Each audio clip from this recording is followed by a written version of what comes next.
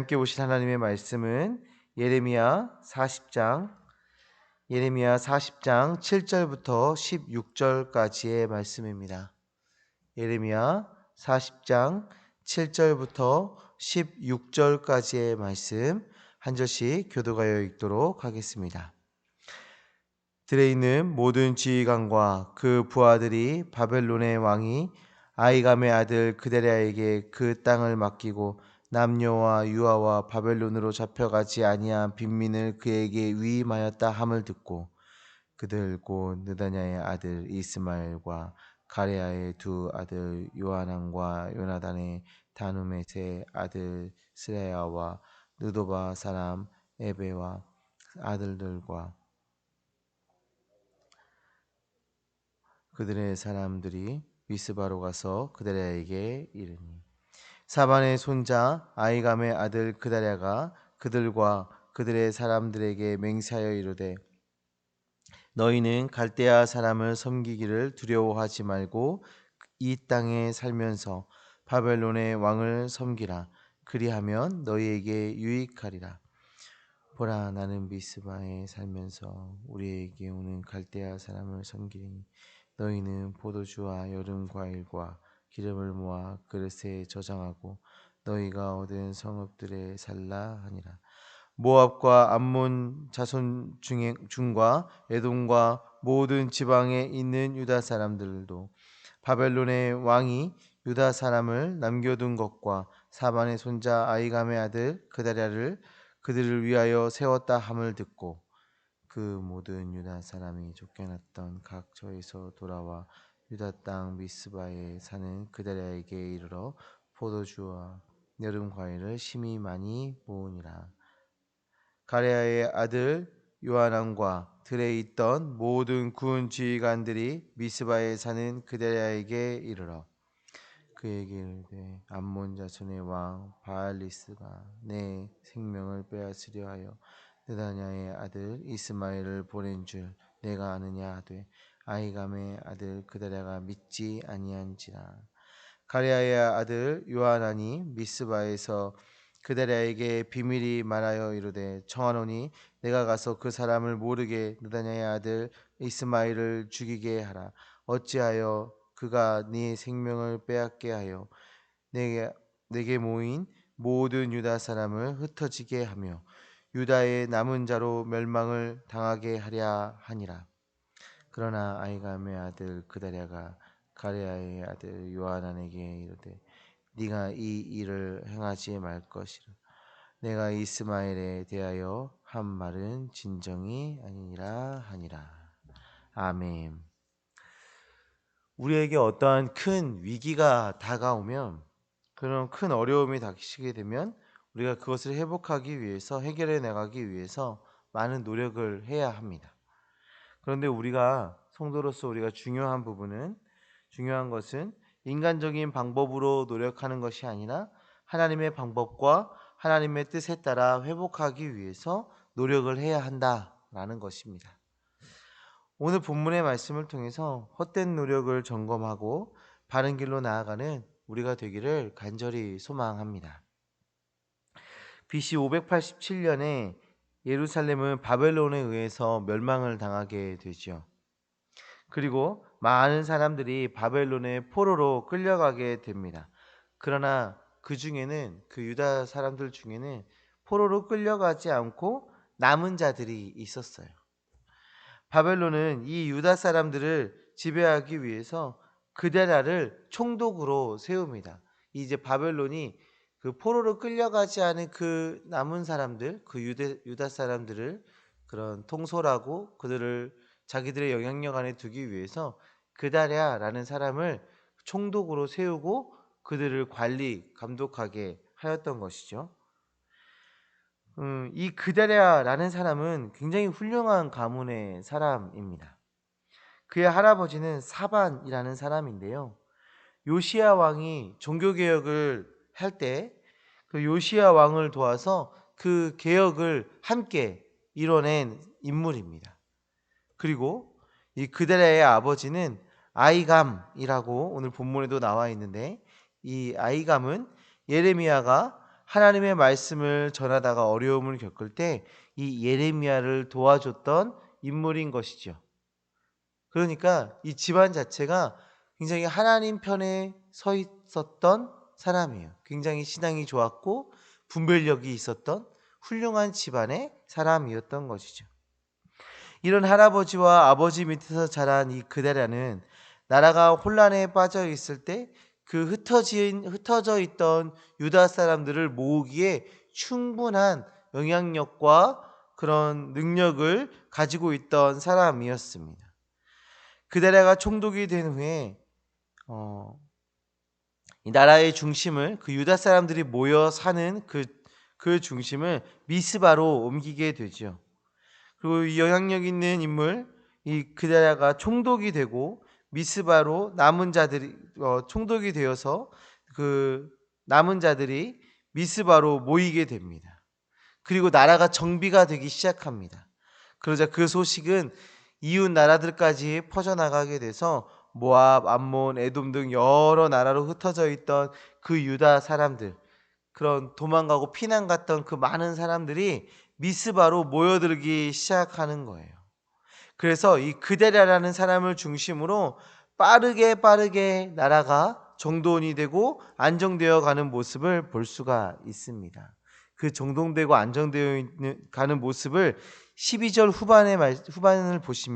후반부를 보시면 포도주와 여름 과일을 심히 많이 모으니라 라고 말하고 있어요. 농사하고 추수하고 그것들을 저장하고 하는 그런 일들을 그런 정책들이 잘 운영되어지고 있었다는 것이죠. 빠르게 안정세에 들어가는 것을 우리가 확인할 수가 있습니다. 우리도 간혹 큰 어려움을 당할 때가 있어요. 혼돈과 혼란 가운데 있을 때 갑자기 회복되는 것처럼 보여질 때가 있습니다. 우리가 굉장히 어려움 속에 있는데 막 회복되어지는 것 같아요. 때로는 누군가가 갑자기 나타나서 모든 것을 해결해주고 난처했던 문제를 해결되는 것처럼, 그런 문제들이 해결되는 것처럼 보여질 때도 있습니다. 그럴 때 우리가 그냥 이 문제가 해결되는구나 이렇게 만족하는 것이 아니라 그때 우리가 하나님 앞에 기도해야 하고 영적으로 깨어서 그 상황을 잘 분별하고 그 상황을 살펴볼 필요가 있습니다.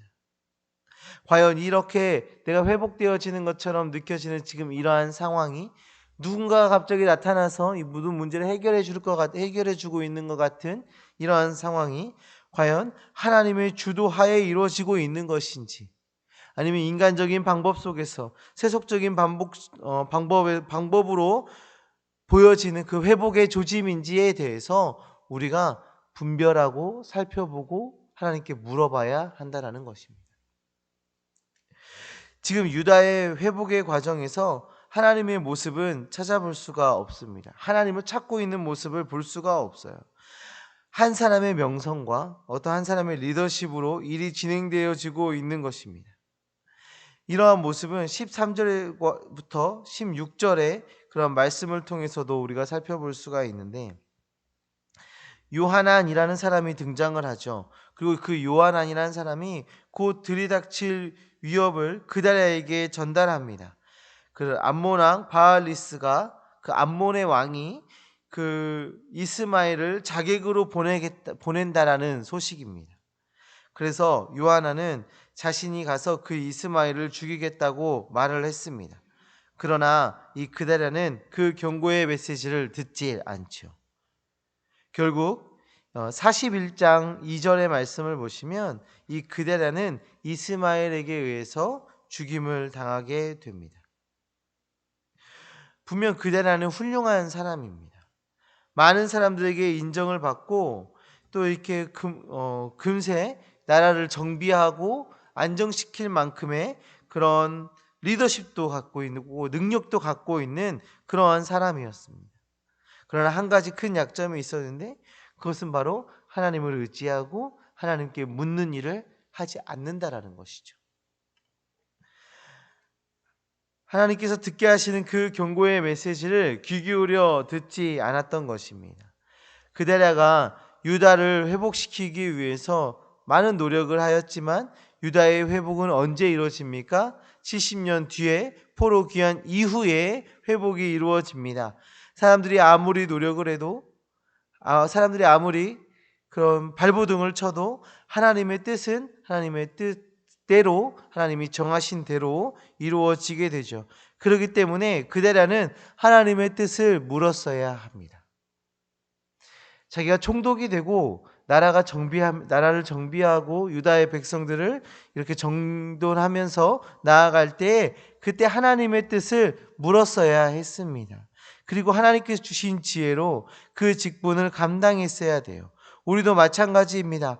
우리의 생각과 지혜가 아무리 합당하고 옳게 보여진다 할지라도 우리가 먼저 할 일은 하나님께 엿주는 것입니다.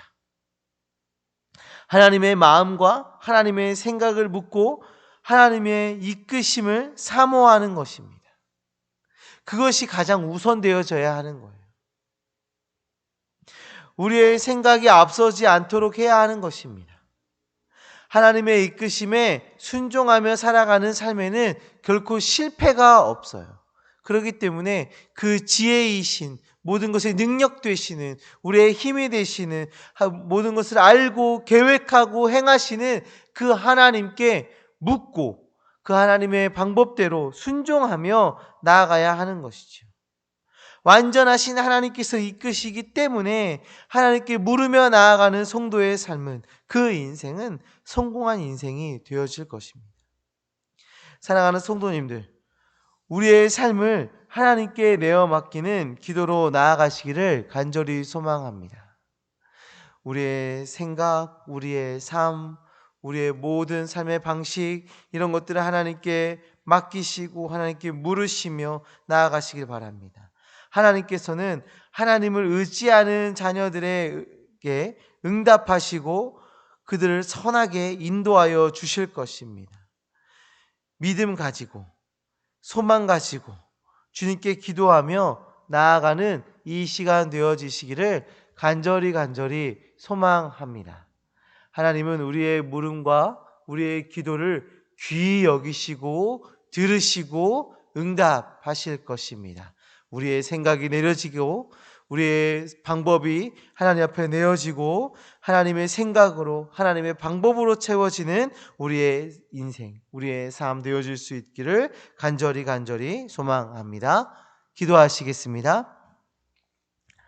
하나님 아버지 감사합니다.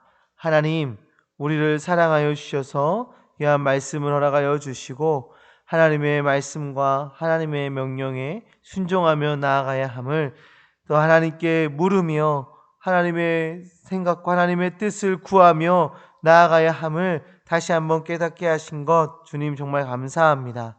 하나님, 정말 우리 안에 어려운 문제가 다가올 때에 하나님 우리의 마음에 우리의 삶에 그런 고난이 다가올 때에 주님, 우리가 하나님께 묻고 하나님의 뜻과 하나님의 방법을 물어서 하나님의 그 이끄심과 하나님이 원하시는 모습대로 순종하며 나아가는 주의 백성들 되어질 수 있도록 주여 역사하여 주시옵소서. 우리가 세상의 방법과 인간적인 방법으로 그 문제를 바라보는 것이 아니라 하나님의 말씀과 하나님의 방법으로 그 문제를 마주할 수 있도록 주여 역사하여 주시옵소서. 하나님, 혹시 우리 안에 말하지 못할 그런 고난 속에 있는 주의 자녀들이 있습니까? 너무나도 가슴이 아프고 내 힘으로 해결할 수 없는 그런 아픔 중에 있는 주의 자녀들이 있습니까? 찾아가 주시고 위로하여 주시며 하나님의 선한 뜻을 바라볼 수 있도록 영의 눈을 열어 주시옵소서. 하나님의 음성을 들을 수 있도록 영의 귀를 열어 주시옵소서. 그리하여서 주님이 주시는 그 평안과 주님이 주시는 그 해답과 주님이 주시는 그런 안정 속에서 주님께 찬양하며 감사하며 주님께 영광 돌릴 수 있도록 주여 함께하여 주시옵소서. 주님, 우리가 이 시간에 우리의 문제들을 주 앞에 내어놓고 기도하며 나아갈 때 주님께서 응답하심을 믿습니다. 주여 응답하여 주시옵소서. 주님의 선한 뜻을 경험할 수 있도록 우리가 하나님의 살아계심과 역사하심을 우리가 느낄 수 있도록 이 시간에 우리의 기도의 시간에 강력하게 역사하여 주시옵소서. 이 모든 것 다 이루신 줄 믿사오며 예수 그리스도의 이름으로 기도합니다. 아멘.